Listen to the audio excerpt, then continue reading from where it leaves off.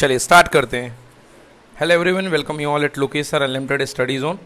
कल हमने देखा था कि दो धारावाही समानांतर चालकों के मध्य आकर्षण व प्रतिकर्षण बल लगता है और सिंपली हमने उसमें ये देखा कि अगर धारा की दिशा एक ही समान दिशा में है तो उनमें आकर्षण लगेगा और धारा की दिशा अगर विपरीत दिशाएं हैं, अलग अलग दिशाओं में, तो क्या लगेगा? प्रतिकर्षण लगेगा। आज जानेंगे बल कितना लगता है। कल देखा बल कहाँ लगता है, आज देखेंगे बल कितना लगता है। चलिए लिखिए, क्वेश्चन डालिए। क्वेश्चन, दो तार जिनमें I1 और I2 धारा प्रवाहित हो रही है,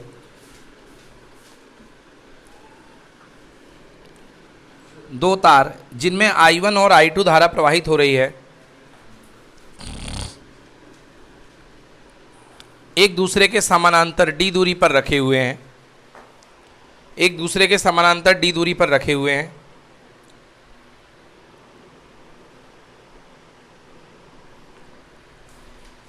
पहले तार के द्वारा दूसरे तार पर d दूरी पर रखे हुए हैं। प्रश्न है ये, d दूरी पर रखे हुए हैं। पहले तार के द्वारा दूसरे तार के ऊपर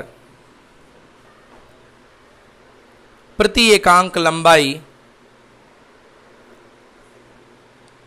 पर लगने वाला बल ज्ञात कीजिए।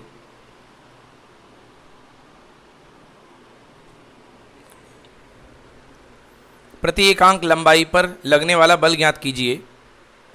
यह बल कब आकर्षण होगा एवं कब प्रतिकर्षण होगा? यह बल कब आकर्षण होगा एवं कब प्रतिकर्षण होगा?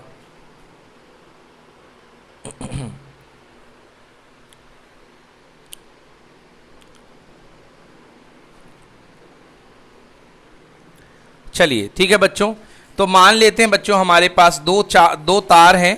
तार का नाम मान लीजिए आप, तार का नाम एक का है AB और दूसरे तार का नाम CD। तो लिखेंगे, सुन लीजिए, लिखना बाद में कर लीजिएगा, है ना? लिखा है, पढ़ो।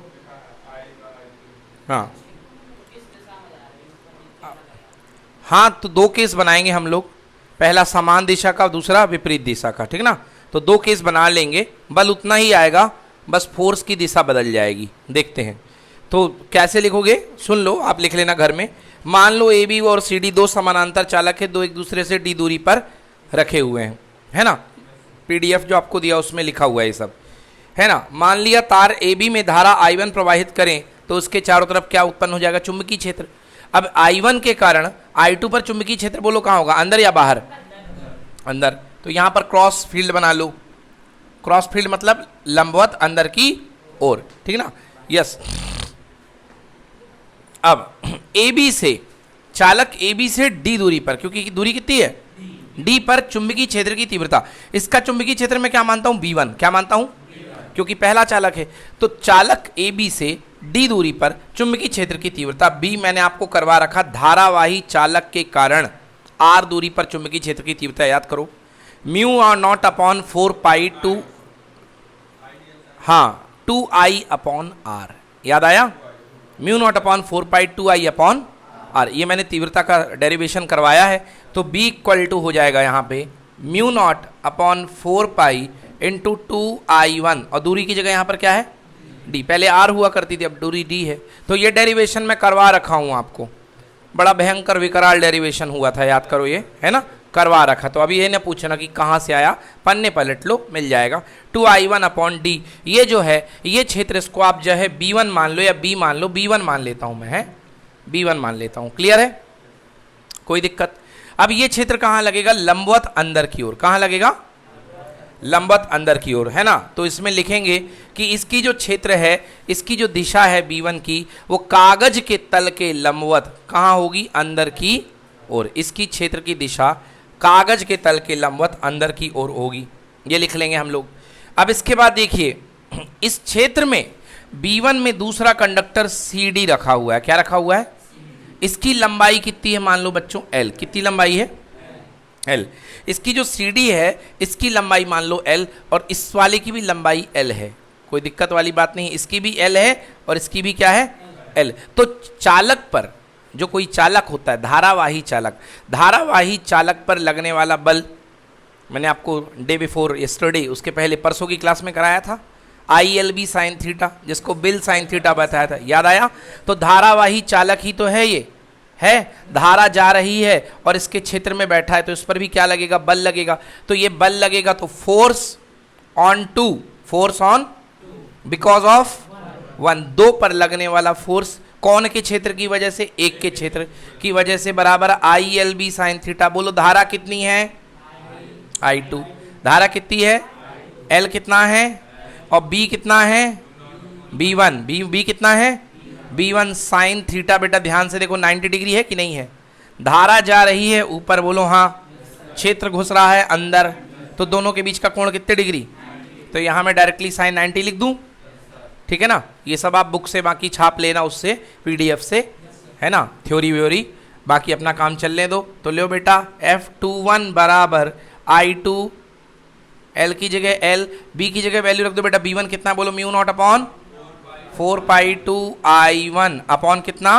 और साइन 90 कितना, सजा दो इसको, F21 equal to I2 L, ये आगे कर लो म्यू नॉट अपॉन कितना, 4π2 I1 I2 अपॉन कितना, इंटू कितना, ये चालक की L लंबाई पर लगने वाला बल है, कितनी लंबाई पर। और यदि हमें बोला गया है चालक पर लगने वाला बल निकालो तो ये निकाल दो, बट अभी आपको बोला गया प्रश्न में, देखो चालक की प्रति एकांक लंबाई बोला गया कि ना बोला गया, तो प्रति एकांक लंबाई मतलब L को इसके कहाँ लाएंगे, नीचे, है ना। अगर L लंबाई पर लगने वाला बल इतना है तो एकांक लंबाई के लिए क्या करोगे, L का भाग दे दोगे, तो प्रति एकांक लंबाई पर लगने वाला बल F21 अपॉन L, बोलो हाँ, equal to mu naught upon 4π2 I1 I2 upon, ये है बच्चे परिमाण प्रति एकांक लंबाई पर। समझ में आया, 2 का 1 पर लगने वाला फोर्स, फोर्स ऑफ, सॉरी 2 का 1 पर नहीं, फोर्स ऑन 2 बिकॉज ऑफ 1, चालक नंबर 2 पर लगने वाला कौन की वजह से, एक की वजह से। समझ में आ गया। तो ये अपना फोर्स आ गया है ना, ये अपन ने प्रति एकांक लंबाई पर लगने वाला बल निकाल लिया, किसका, इस वाले का इस पर। अब इस वाले का इस पर भी निकाल लेते हैं, है ना, यहां तक अपना काम हो चुका है। अब इस वाले का किस पे निकालते हैं, इस पर निकालते हैं। तो इसका फील्ड यहां पर मिलेगा नहीं मिलेगा, बोलो कैसा मिलेगा, आउटवर्ड की इनवर्ड, हाँ आउटवर्ड यानी बाहर की तरफ रे, और इनवर्ड मतलब अंदर की तरफ, इंग्लिश बोली घुमा, वही तो दिमाग लगाओ, आउट यानी बाहर, गेट आउट का मतलब कहाँ होता, अंदर आओ बाहर जाओ, तो वही तो है। ये देखो भैया इसमें धारा ऐसी जा रही, तो इसका क्या होगा, आउटवर्ड, आउटवर्ड मतलब बाहर की तरफ, है ना। तो बाहर की तरफ फील्ड आ गया इसका, बोलो इस फील्ड का नाम क्या होगा, B2। चलो B2 निकालते हैं, तो B2 इक्वल टू कितना हो जाएगा, B2 वही फॉर्मूला अनंत धारा ये चालक वाला है, हाँ म्यू नॉट अपॉन 4π इंटू कितना, अपॉन कितना, सही है, ये हो गया B2। अब इस पर लगने वाला बल, फोर्स कौन झेल रहा है, कौन की वजह से, पहले 2 1 निकला था, अब कौन निकल रहा, 1 झेलेगा 2 लगाएगा, फोर्स ऑन 1 बिकॉज ऑफ 2, 1 पर लगने वाला बल 2 की वजह से, है ना। हाँ क्या होता है भाई साहब, बिल साइन थीटा, क्या होता है, बिल मतलब कौन सा, फील्ड B2, करंट कौन सी, I1, धारा की लंबाई कितनी L, और साइन थीटा बोले तो साइन कितने डिग्री 90। B2 की वैल्यू चेंज दो भैया, mu naught upon 4π2 I2 D, हाँ या ना, और ये साथ में क्या बैठा है, ये कितना, ये कितना, चलो भाई साहब देखो वही आ गया, mu naught upon 4π2 I1 I2 upon D into कितना, ये आ गया F12, हाँ या ना। देखो F12 और F21 को नजर गड़ा करके देखो जी भर के, दोनों बराबर हैं, मतलब जितना मैं धक्का खींचूंगा उतने जोर से वो खींचेगा, यानी F12 का परिमाण, F12 का परिमाण और F21 का परिमाण आपस में क्या है, बराबर, मतलब दोनों एक दूसरे को समान बल से खींचेंगे। समझ में आया, दोनों चालक एक दूसरे पे समान बल लगाएंगे, जितना पहले दूसरे पर लगाएगा उतना ही दूसरा पहले पर लगाएगा। और दिशा की बात तो कल मैं बता ही चुका हूं, दोनों एक दूसरे को क्या करेंगे, आकर्षित करेंगे। समझ में आया, बस हो गया। तो ऐसे बना दो, F21 बराबर F12, और अगर प्रति एकांक लंबाई पर बल निकालना हो तो L को नीचे ले आओ। बोलो आ गया समझ में, कोई दिक्कत? चलो तो इसको अगर, हाँ चलो जल्दी से छाप लो फटाफट इसको, फिर आगे की बात करेंगे।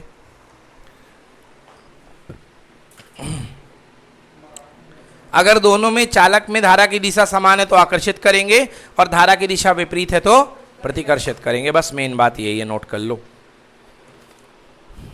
दिग्दर्शिका प्रश्न क्रमांक 24 है, जिनके पास दिग्दर्शिका पीडीएफ है वो लोग देख लें। ठीक है बच्चों, देखिए चैप्टर का तीसरा पार्ट अब यहां से शुरू हो रहा है एक तरीके से, मतलब चैप्टर अब अपने अंत की तरफ अग्रसर होने वाला है। चैप्टर को मैंने 2 पार्ट में लगभग पढ़ाया है। सबसे पहले मैंने ओरस्टेड का नियम बताया और चुंबकीय क्षेत्र की तीव्रता के बारे में बताया कि चुंबकीय क्षेत्र की तीव्रता की दिशाएं कैसी होती हैं।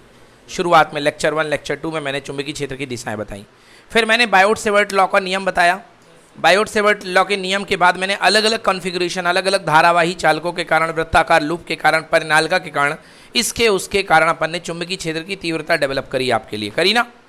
फिर उसके बाद भाई साहब थक गए तो ले आए अपन किसको, बायोट-सेवर्ट के नियम को। किसको ले आए? बायोट-सेवर्ट के नियम से भी हमने चुंबकीय क्षेत्र की तीव्रता ज्ञात करी और बताया कि चुंबकीय क्षेत्र का रेखीय समाकलन जो होता है म्यू नॉट गुणे आई के बराबर होता है। ये अच्छे से सीख लिया। उसके बाद हमने F equal to Q B sine theta, Lorentz बल, और IL बिल साइन थीटा वो पढ़ लिया। बिल साइन थीटा का एक एप्लीकेशन पढ़ लिया है। अब हम चल रहे हैं अगले सेगमेंट की तरफ। ये चैप्टर का लास्ट सेगमेंट है। अब हम पढ़ने वाले हैं मेजरिंग इंस्ट्रूमेंट, यानी मापी यंत्र, माप करने वाले यंत्र। कौन कौन से इंस्ट्रूमेंट हम यूज़ करते हैं, है ना। और जो थोड़ा बहुत बच गए होंगे, छूट गए होंगे, उनको लास्ट में देखते रहेंगे, है ना। तो माप करने वाले यंत्र में हमारे पास मेनली इस बार 2 तरीके के इंस्ट्रूमेंट हैं, यानी उपकरण हैं। एक है अमीटर और एक है वोल्ट मीटर। समझ गए? एक है एमीटर और एक है, और ये दोनों बनाए जाते हैं बच्चों एक डिवाइस से, एक यंत्र से, जिसका नाम है गैल्वेनोमीटर। क्या नाम है? हाँ, गैल्वेनोमीटर को हिंदी में बोलते हैं विक्षेप मापी। क्या बोलते हैं? विक्षेप मापी। एमीटर को बोलते हैं धारा मापी, और वोल्ट मीटर को बोलते हैं वोल्ट मापी। समझ में आया जी? विक्षेप मापी, धारा मापी, वोल्ट मापी। और आजकल सारे मीटर को मिला करके एक कंबाइंड बॉक्स बना दिया जाता है, तो वो बन जाता है बच्चों मल्टीमीटर। क्या बन जाता है? रखा हुआ है मल्टीमीटर, मिलेगा, अभी ढूंढना पड़ेगा तो टाइम लग जाएगा, नहीं दिखा देता आपको मैं। उससे आप करंट भी नाप सकते हो, उससे आप वोल्टेज भी नाप सकते हो, उससे आप सब कुछ माप सकते हो। वो मल्टीमीटर होता है जो एक ही टाइम, मल्टी मतलब बहुत सारे काम, जो एक ही टाइम में कई सारे काम करता है। मगर उसके भी पहले हमें एक डिवाइस पढ़नी है, एक यंत्र पढ़ना है, एक उपकरण पढ़ना है, जिसका काम आधुनिक भौतिकी यानी मॉडर्न टाइम फिजिक्स, आजकल जो फिजिक्स चल रही है उसको नाम दे दिया गया है मॉडर्न फिजिक्स। क्या नाम दे दिया गया है? क्योंकि बाकी की फिजिक्स पुरानी हो गई, वो सब लोग सीख गए, वो सब लोग जान गए। भले आपको लग रहा है कि हम बहुत अच्छा नया नया सीख रहे हैं, मगर इलेक्ट्रोस्टैटिक्स, मैग्नेटोस्टैटिक्स, ये सब क्या हो गया? पुराना। अब जो चल रहा है फिजिक्स में काम मॉडर्न टाइम में, वो काम चल रहा है मॉडर्न फिजिक्स में। किस में काम चल रहा है? क्योंकि 20वें दशक में, 2000 के दशक में जो फिजिक्स में डेवलपमेंट है वो मॉडर्न फिजिक्स है और क्वांटम फिजिक्स है। ठीक है ना। तो क्वांटम फिजिक्स और मॉडर्न फिजिक्स पे ज़बरदस्त काम चल रहा है, बाकी फिजिक्स पे उतना ज़्यादा काम नहीं चल रहा है।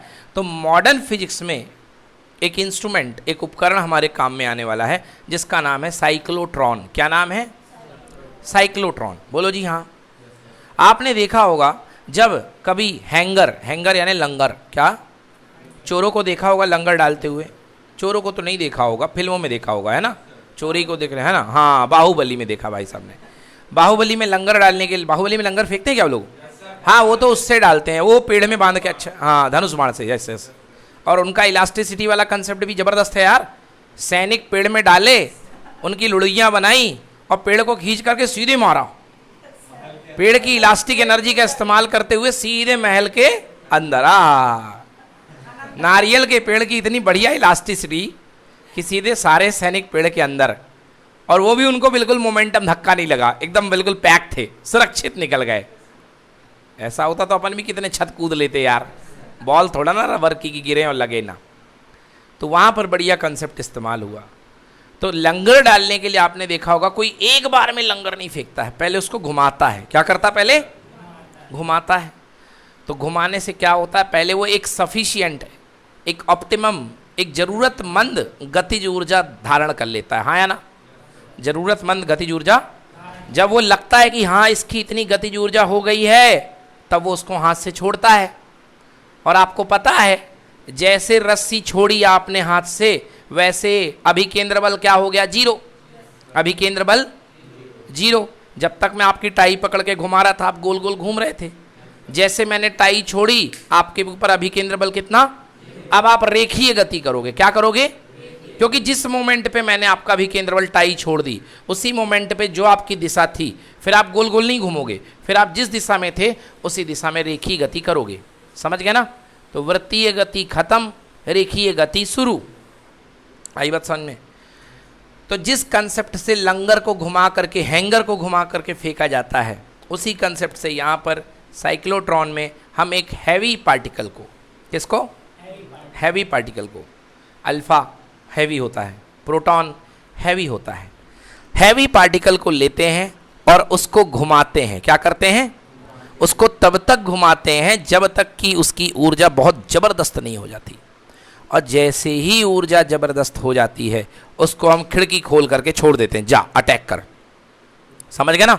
मतलब एक पार्टिकल को जोर जोर से घुमाया हमने एक रास्ते के अंदर, उस रास्ते के अंदर पार्टिकल शुरू हुआ, यहाँ से प्लस पार्टिकल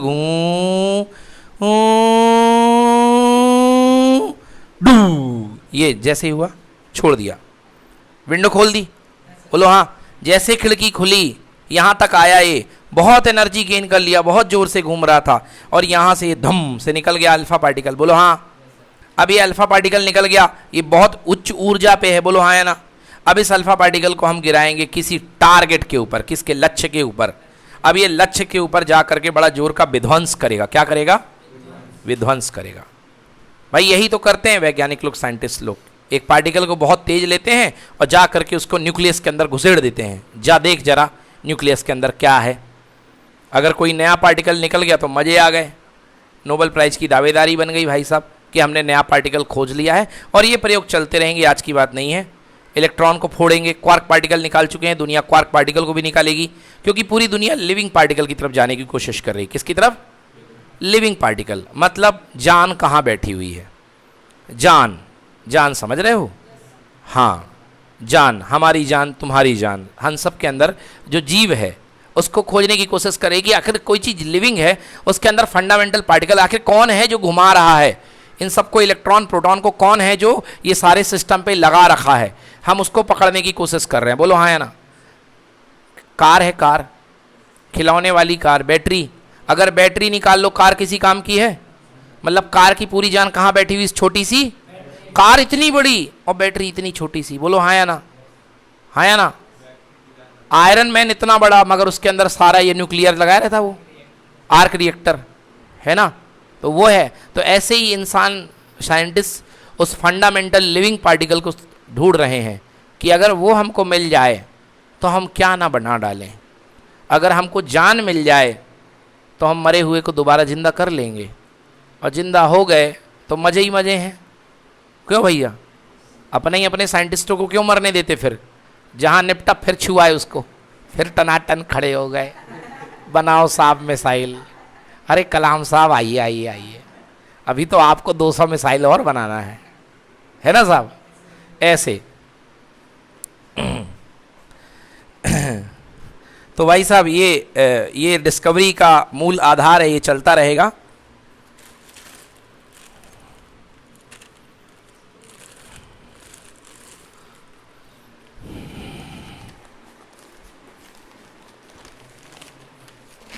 तो इस बात से प्रेरित होकर के अब हम पढ़ते हैं साइक्लोट्रॉन।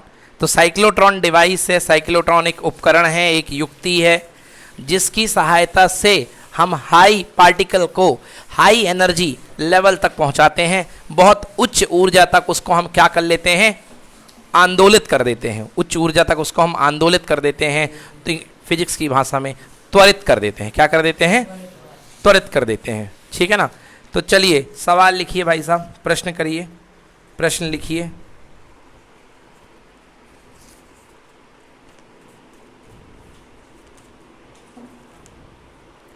प्रश्न लिखिए, साइक्लोट्रॉन क्या है? प्रश्न क्रमांक 2 दीर्घ उत्तरीय, साइक्लोट्रॉन क्या है? साइक्लोट्रॉन लिख दें, साइक्लोट्रॉन।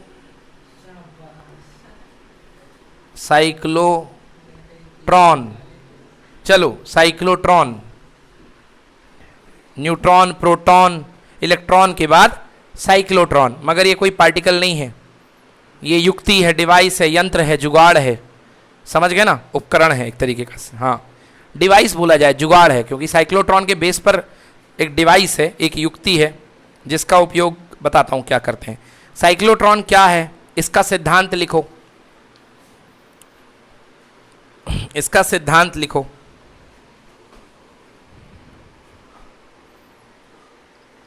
इसका सिद्धांत लिखो। तथा निम्नलिखित के लिए व्यंजक प्राप्त करो। निम्नलिखित के लिए व्यंजक प्राप्त करो। 2 तो मैं करवा चुका हूं व्यंजक, मगर फिर भी करवाऊंगा दोबारा, क्योंकि बात साइक्लोट्रॉन के पक्ष में हो रही है। व्यंजक प्राप्त करो। पहला आवर्तकाल, दूसरा साइक्लोट्रॉन आवृत्ति, तीसरा प्राप्त ऊर्जा। आवर्तकाल, आवृत्ति और प्राप्त ऊर्जा।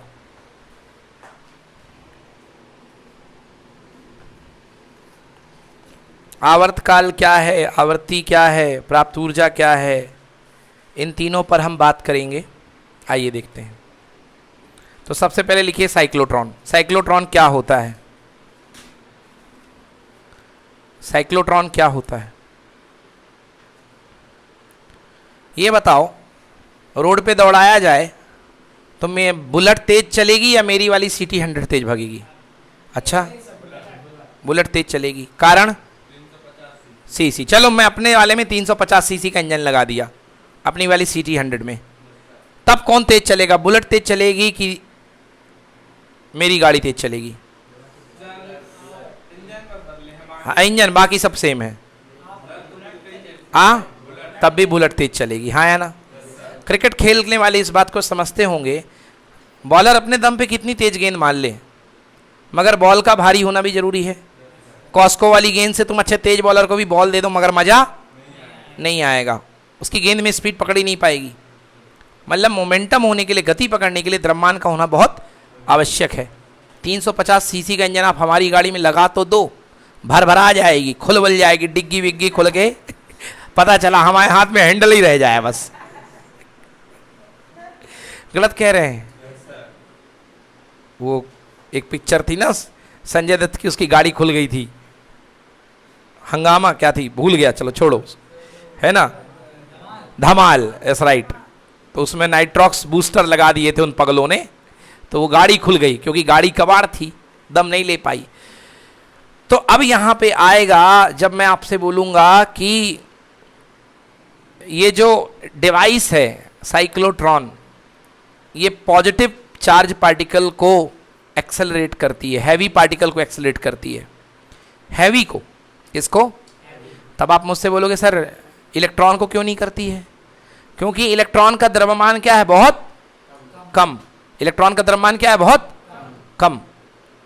और जो कम चीजें होती हैं, कम द्रव्यमान की चीजें होती हैं, वो तेज रफ्तार में बहक जाती हैं। तेज रफ्तार में क्या होता है?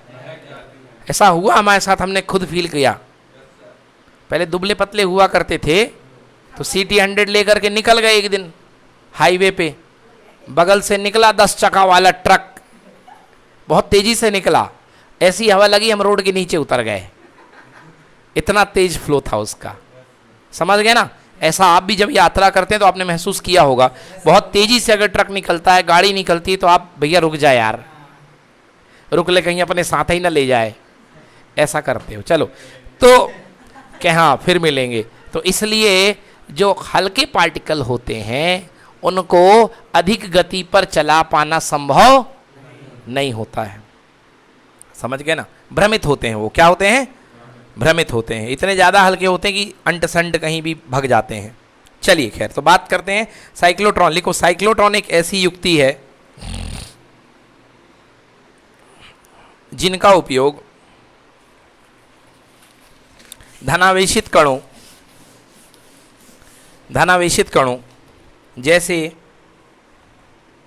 जैसे प्रोटॉनों और अल्फा कणों को त्वरित करने में किया जाता है,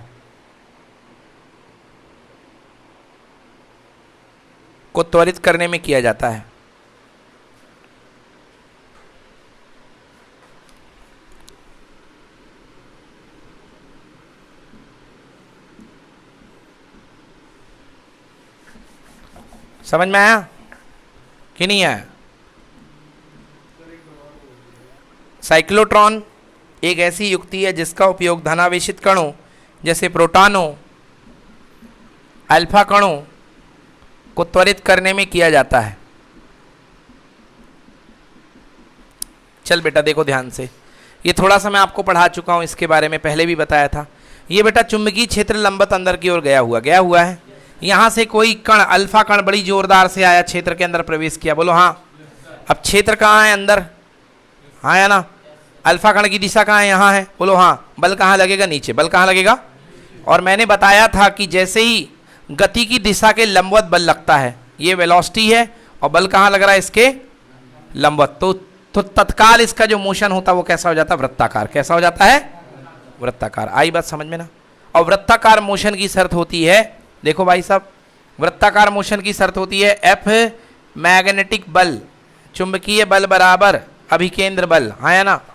चुंबकीय बल क्या होता है? QVB साइन थीटा बराबर mv स्क्वायर अपॉन कितना? r। और आपको पता है कि यहाँ पर थीटा कितने डिग्री है? 90 डिग्री, क्योंकि वेग जा रहा है यो और चुंबकीय क्षेत्र की दिशा अंदर है यो। हाँ या ना? तो वेग की दिशा इस तरफ है, चुंबकीय क्षेत्र की दिशा अंदर की तरफ है, मतलब ऐसा वेग यहाँ है और चुंबकीय क्षेत्र अंदर पीछे की तरफ है। हाँ या ना? देखो पीछे दिखा, पीछे की तरफ 90 डिग्री दिख गया। चुंबकीय क्षेत्र की दिशा पीछे की तरफ है, ये रेड कलर का ढक्कन पीछे आ रहा है, तो दोनों के बीच का एंगल कितना दिख रहा है? 90 डिग्री। तो यहाँ पे साइन 90 रख दूंगा, साइन 90 1 हो जाएगा, मतलब QVB बराबर हो गया कितना? mv square upon r। बोलो आया समझ में? v से v क्या हो गया? मैंने त्रिज्या उस दिन निकलवाई थी, r बराबर mv अपॉन QB। हाँ या ना? याद आ गया? ये वही त्रिज्या है। क्या है ये? त्रिज्या। बोलो हाँ या ना? चलो, तो मतलब चुंबकीय क्षेत्र में अगर आप किसी कण को लंबवत वेग और क्षेत्र लंबवत करके भेज दो तो वो कैसी गति करेगा? वृत्तीय गति। कैसी गति करेगा? वृत्तीय गति। उसकी त्रिज्या फिक्स होगी। त्रिज्या क्या होगी? फिक्स। अब इस कंसेप्ट में एक चीज सोचो, इलेक्ट्रॉन पर अगर मैं विद्युत क्षेत्र लगाऊं, क्या लगाऊं बेटा? विद्युत क्षेत्र। बोलो हाँ या ना? तो विद्युत क्षेत्र E है और इलेक्ट्रॉन, मतलब सॉरी चार्ज, आवेश, इलेक्ट्रॉन नहीं, प्रोटॉन या अल्फा कण, जो भी उसका आवेश है Q, तो इस पर बल लगेगा कि नहीं लगेगा? F बराबर कितना? QE। F बराबर कितना? तो मैं क्या सिस्टम डिजाइन करता हूं, मैं साइक्लोट्रॉन में, मैं एक गोला लेता हूं, प्लेट, खाली प्लेट, टिफिन का डिब्बा गोल वाला। हाँ या ना? टिफिन का डिब्बा गोल वाला, मतलब आपको सामने का हिस्सा दिख रहा, पीछे का भी हिस्सा है इसमें। हाँ या ना? इसमें पीछे का हिस्सा भी है, गोल वाला टिफिन का डिब्बा। अब इसको मैं बीच से काट देता हूं, यहां से